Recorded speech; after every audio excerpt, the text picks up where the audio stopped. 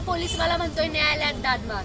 जर न्यायालयातच दाद मागायची तर ह्यांनी वर्ध्या फोटोशूट साठी घेतल्यात काय? हा, एक एक महिना लोकांना हे लोक पळवतात. कुणाचा बाप पैसा देतोय?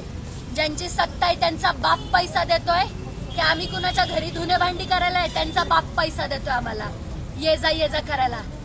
महाराष्ट्र छत्रपती शिवाजी महाराजांचा स्वाभिमान कुठं आणि ह्यांनी आपल्यावरती चालवलेली हुकुमशाही कुठं?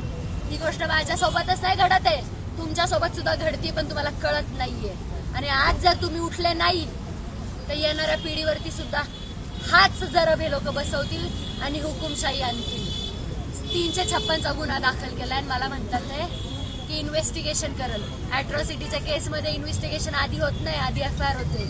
मला कायदा शिकवतात ते, ज्याचा बापाने कायदा लिहिलाय. आणि इथून तर मी जाणारच नाही. कुणाचा बाप येतोय मला इथून काढायला ते मी बघते.